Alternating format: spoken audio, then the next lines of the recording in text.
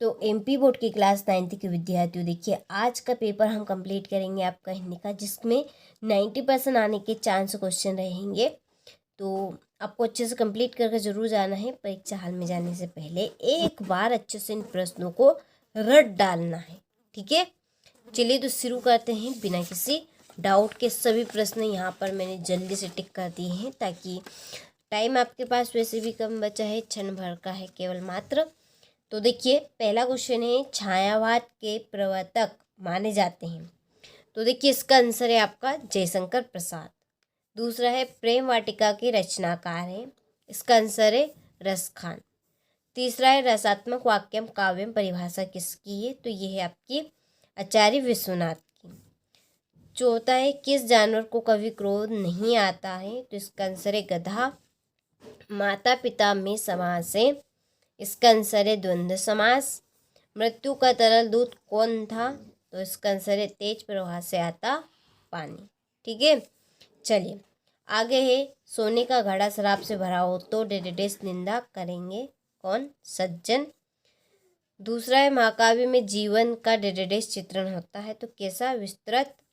सूर्य का तद्भव शब्द डेडेडेस होगा सूरज।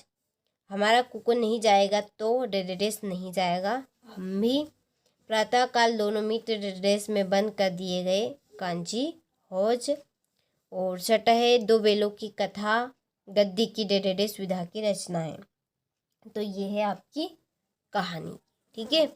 चलिए तो स्क्रीनशॉट आप ले लीजिए यहाँ से, ठीक है। कंप्लीट करके आपको जरूर जाना है। क्वेश्चन नंबर 3 है, सही जोड़ी बनाइए। पहली जोड़ी है पंचवटी, इसकी जोड़ी है खंडकाव्य। दो बेलों की कथा, ये है प्रेमचंद्र। विद्यालय दीर्घ संधि, पतोह के पहली संतान लड़की परदादी। कई अंकों वाली रचना, तो ये बनेगी आपकी नाटक। और टोपी की जोड़ी रहेगी जूता, ठीक है। चलिए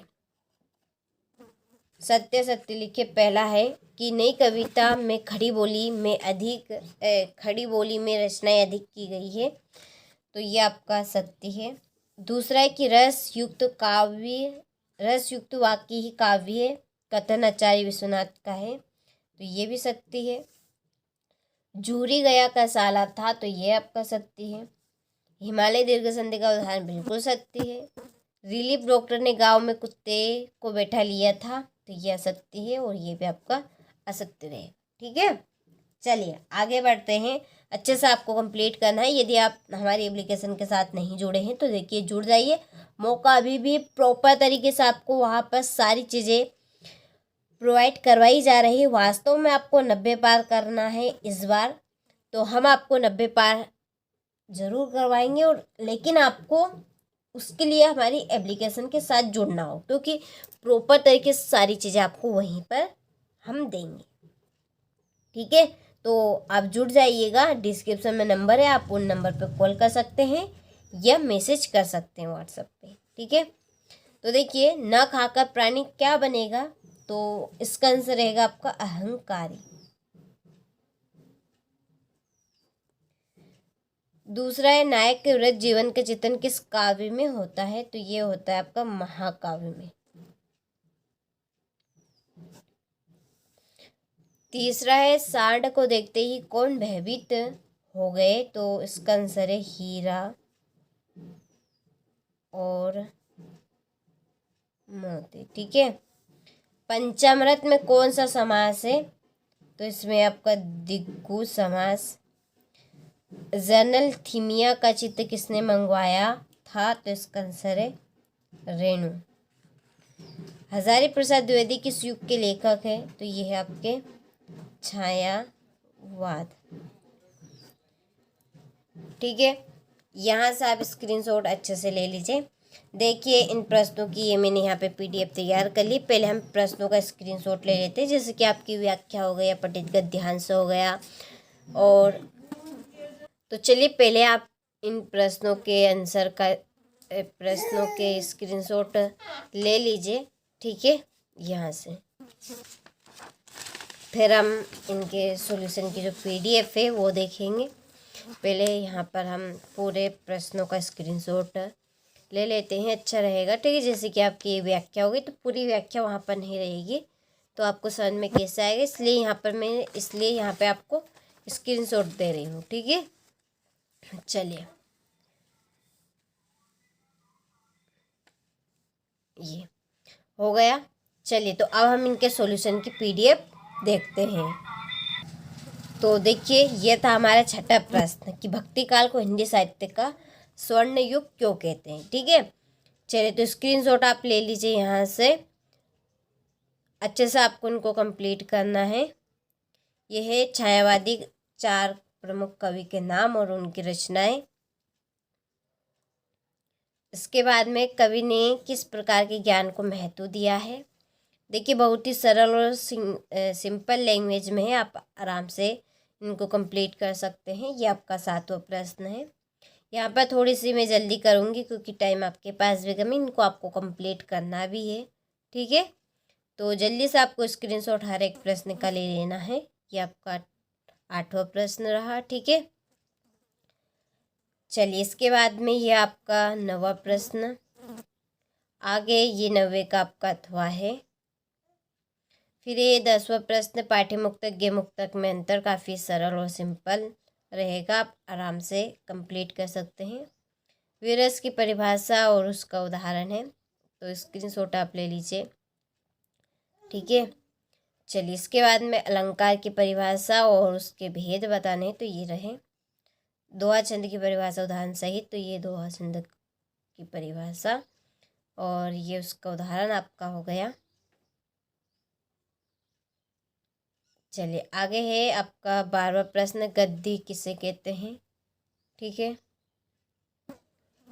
यहाँ पे ले लीजिए स्क्रीनशॉट, ये 12वें का आपका अथवा है। आगे है प्रेमचंद की भाषा शैली की विशेषता आपको बतानी है।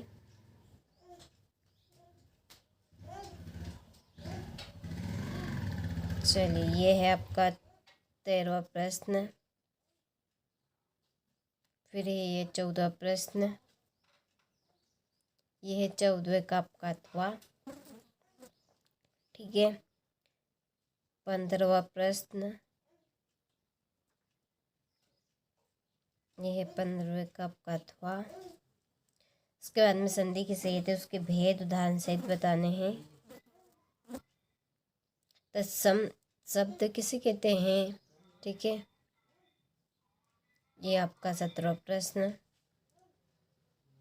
17वें का अथवा। यदि एप्लीकेशन के साथ अभी तक आप नहीं जुड़े तो देखिए जुड़ जाइए, अभी भी मौका है। और इसके बाद में आप 10th क्लास में आओगे ही सही, उसके लिए कॉन्टेक्ट आपका रहेगा हमारी एप्लीकेशन के साथ। उसके ऊपर हम प्रॉपर तरीके से देखिए तैयारी करवा रहे हैं 10th क्लास की। तो देखिए आप 9th क्लास में अभी से आप कंटेंट में रहेंगे तो आपको 10th क्लास में दिक्कत किसी तरह की नहीं आएगी। ठीक है, ये आपका 19वां प्रश्न। 19वें का ये आपका अथवा। इसके बाद में है 20वां प्रश्न। ठीक है,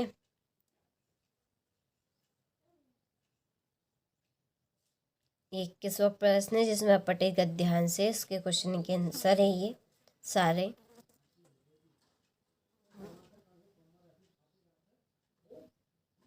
चलिए ये अथवा है आपका।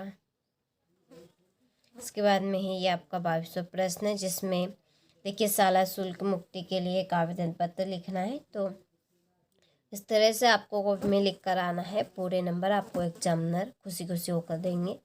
तरीका आपका यही रहेगा लिखने का। ये इसका अथवा है, इसमें है आपका पत्र। ठीक है, पत्र लिखने का यही तरीका रहेगा आपका, इस तरीके से आपको लिख कर आना है कॉपी में। एग्जामिनर खुश होकर पूरे नंबर आपको देंगे। ठीक है, तो चलिए आपने सभी प्रश्नों का स्क्रीनशॉट ले लिया होगा। तो ये था हमारा देखिए सेट ए, जो कि प्रॉपर तरीके से मैंने आपको पूरा बता दिया है। तो देखिए आपको अच्छे से कंप्लीट करने हैं। मैं आपको 4 ज़िलों के 4 पेपर यहाँ पे दे रही हूँ, तो कंप्लीट आपको ज़रूर करना है।